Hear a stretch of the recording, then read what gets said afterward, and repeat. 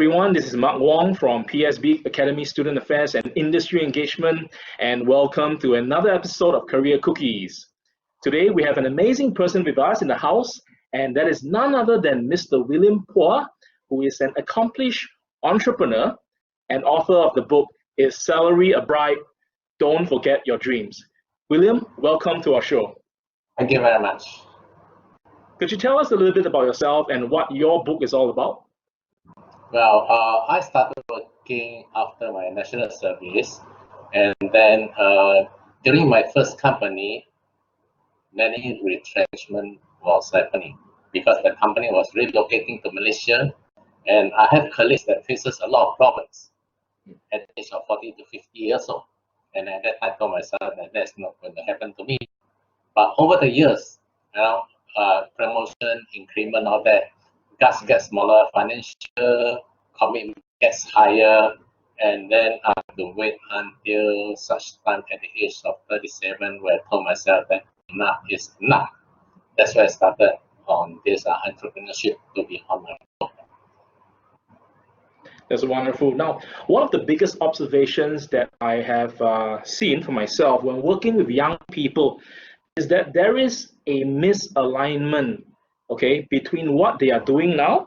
It could be their studies, or it could be where they are at right now at a specific stage of their lives, and what they really hope to achieve in future.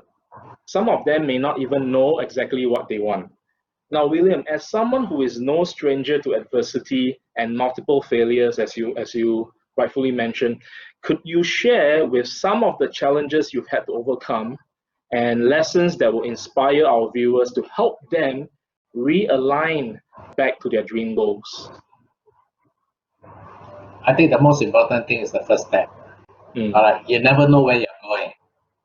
I started in accounts, and over the years, I went into shipping, I went into warehousing, I went into sales. You don't know where you're going, but more importantly is what actually do you want in life later on?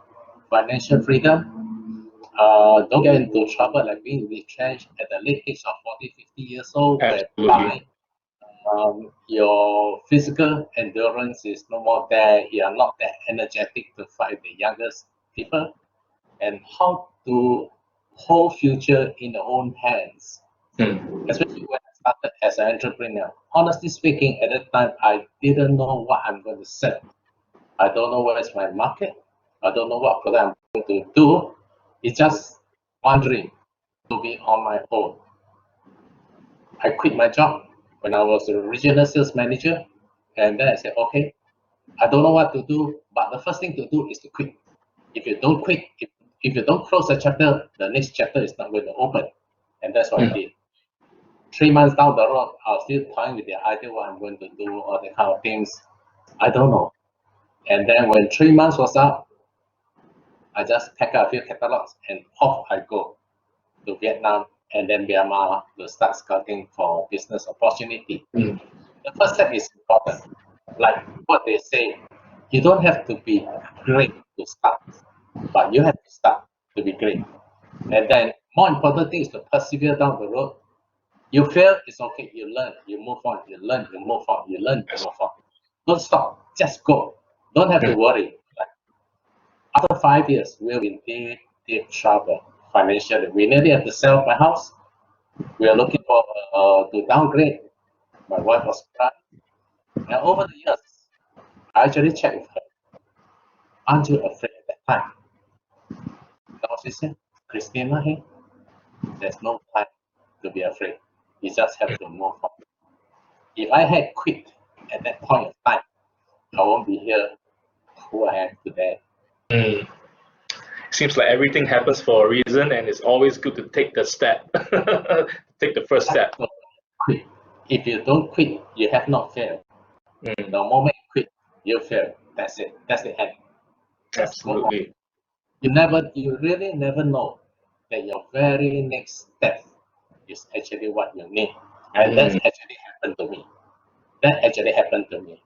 I was just to go or not to go after 5 years. Go or don't go. Just keep on and say, no, I can't let go. If I let go, I'll be working until today, paying off my debts. I just can't quit. I have no choice to just move on. That's why whenever you have to do something, it's so important to burn your bridges. At that time when I turned entrepreneur, I just actually bought my house. I bought a new car. I have two young kids in the primary school.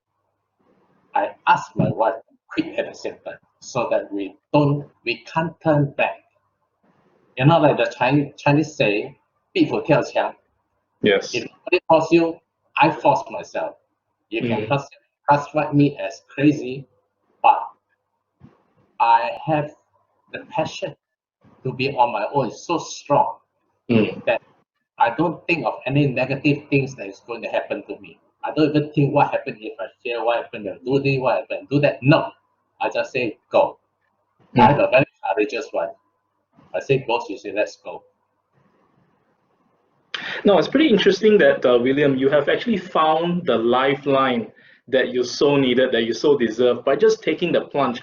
Now, there is no doubt that a good education opens doors to opportunities, especially in the context of our students. But for some of them who may not be doing so well in their studies and are worried that their grades will not get them far, do you think that taking the plunge would be the right direction for them to take? So how do you? What's your advice? What is your advice for them? No bearing on what you're going to do. There's nothing to do with education qualifications. Honestly, when I graduated from Sec 4 with an O-level pass, 3 O-levels, I couldn't go anywhere. At least now you have the IPE. Our time was that if you're good, you go to pre-university. Not so good, you go to Singapore Polytechnics. There's only one Polytechnics. Down the road, you go to Singapore Technical Institute. And the lowest you can go is Vocational Institute. I can't even go in there. I was very glad. I have a very, very brilliant father, not educated, but he told me just go and study anything that you can do before you go into NS. Don't work. Only after NS, then you decide what to do. And that's why I picked up bookkeeping. And then I found my niche. But then I couldn't graduate as an accountant because I'm no good academically. I'm more of a hands-on people. You have nothing. I only graduated at the age of 37. Only at the age of 37. But then I became a hawker. People tell me, you study so hard to graduate and then you want to become a hawker. I said, what's wrong?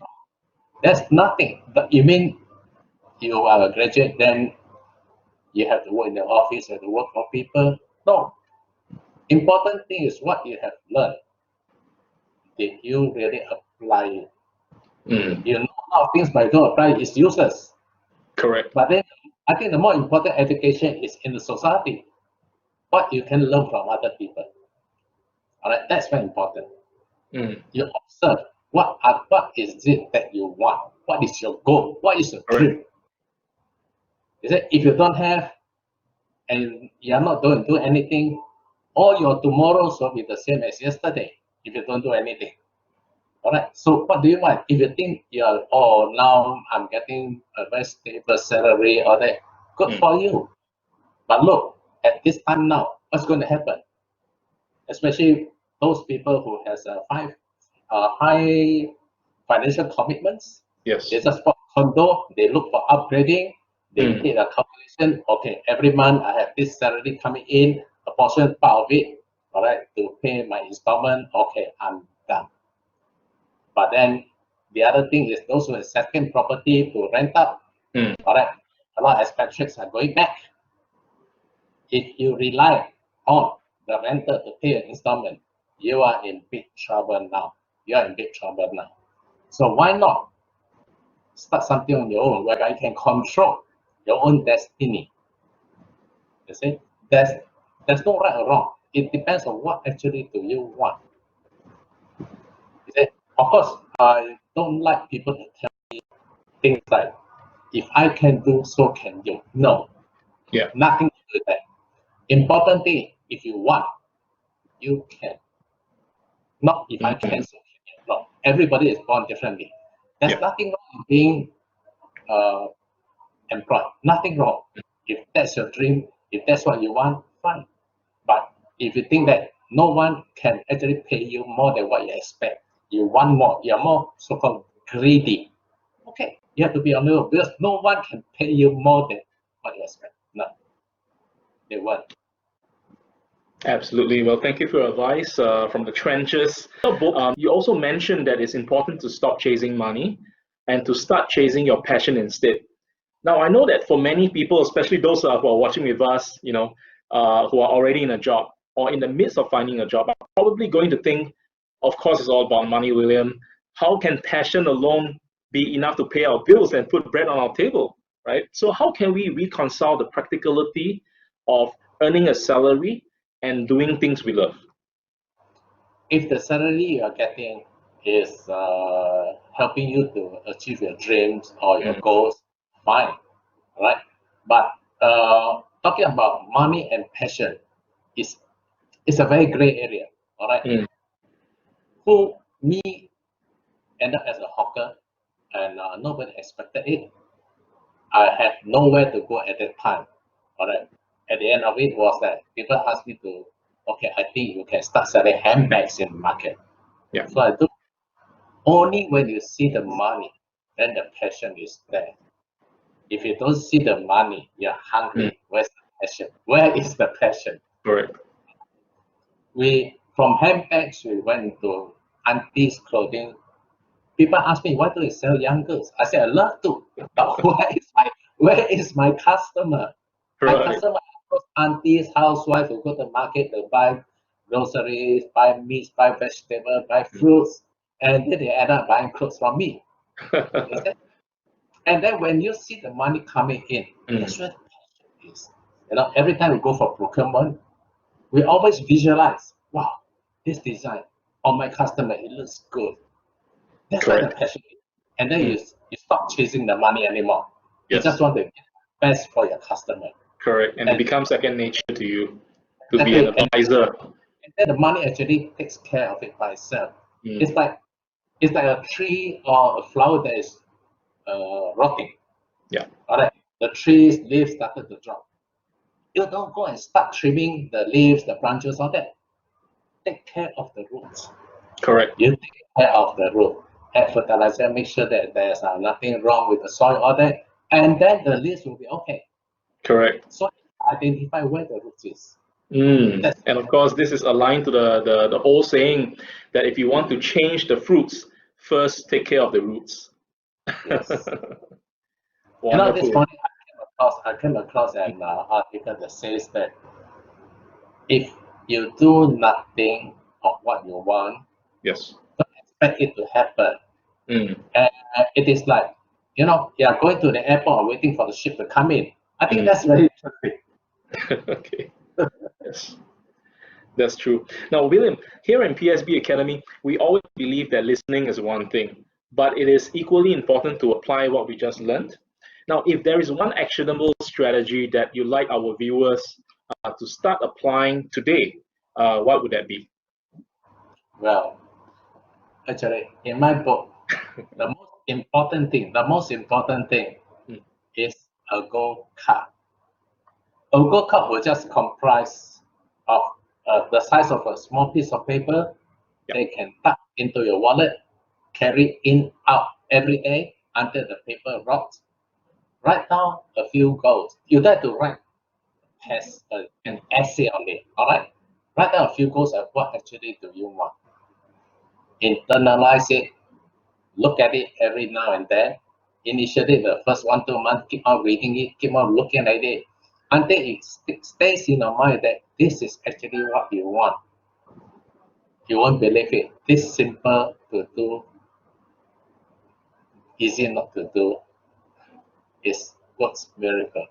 All right. It happens to me. It happens to my wife. It happens to a few friends who I checked.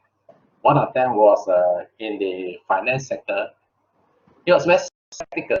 He said, Mm. if it is so early, so easy, then why aren't many people doing it? Some people actually challenged me to say that if it's so big, okay, all right, I want to be a millionaire in 2 months' time.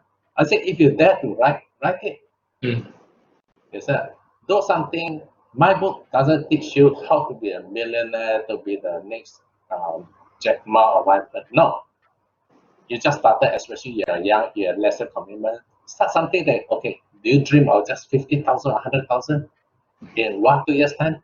Write it down. What else do you want? Write it down. When you commit yourself to writing to yourself, you tend to be more realistic.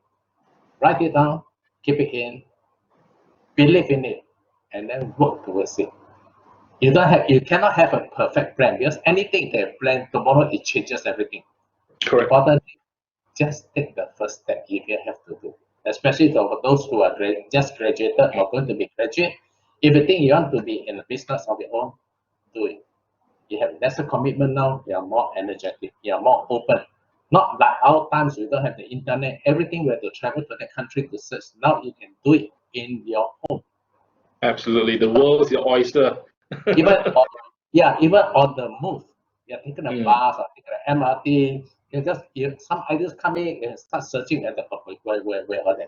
Anything they don't know, you just ask. Correct. Google ask you where. Our time we really have to go to the library, this and that. That's why the learning curve is so short nowadays, and you shouldn't miss it. Definitely. You shouldn't miss it. You don't even think of that. You're going to fail. Don't even think. What are those successful entrepreneurs? They are very intelligent? No. They are very good looking? No. They are born with a golden spoon? No. Silver spoon rather? No. But they only have a belief that they are worth more than what people can pay them. That's what they believe that they are worth much more. And then they work and they don't give up. They persevere until they achieve it. Whatever other people tell them, they don't. They ignore noises. They ignore negative people. Very important. Ignore negative people, especially if you want to be in business. Ask those who are in business for more than 5 to 10 years. Don't go ask your neighbor, ask your family, ask your siblings, ask your friends who are not in this business. No. Ask those who are more than 5 years in business. They'll tell you, go. What to sell? Never mind. Just go. Just shut up. If A doesn't work, go to B, go to C, go to D. Just keep on doing it. You'll find your niche. Many businesses over the year changes. It's not that the olden days whereby this business is left to me, my grandfather, and no matter what, I must preserve it. No, that business is gone. That business is gone. You just have to change. That's it. Awesome. Now there you go, everyone. Lessons from the trenches right here from Mr. William Phua. Thank you, William. It's been a pleasure to have you with us. And to everyone watching back home, we hope you enjoyed today's episode. We share a very important value of realigning to your goals and never lose sight of your dreams and goals no matter the situation, right? And as we wrap up, I would like to remind everyone to eat well, sleep well, and stay positive. This has been Mark Wong for PSB Academy Student Affairs and Industry Engagement, and I'll see you in the next episode. Thanks, William. Bye. Thank you.